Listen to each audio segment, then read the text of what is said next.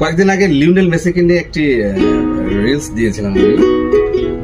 তো সেখানে একটু মিউজিকের পার্ট ছিল, মানে ইউকুলেলের একটু পার্ট ছিল।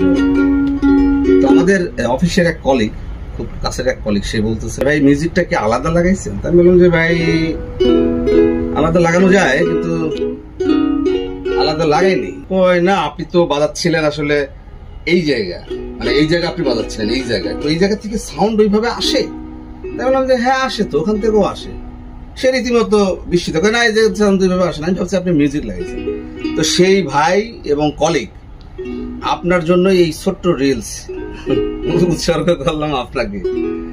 নাম না বলি, শুধু আপনি বুঝলেই হবে যে কোনো জায়গা থেকেই প্যাটার্নে, মানে স্টার্মিং এ সাউন্ড আসতে পারে। ধরেন এখান থেকে শুরু করলাম,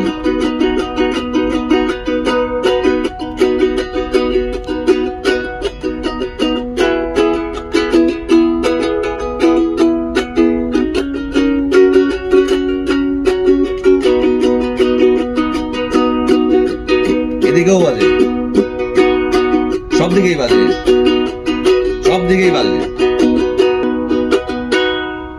বুঝছেন ভাইজান?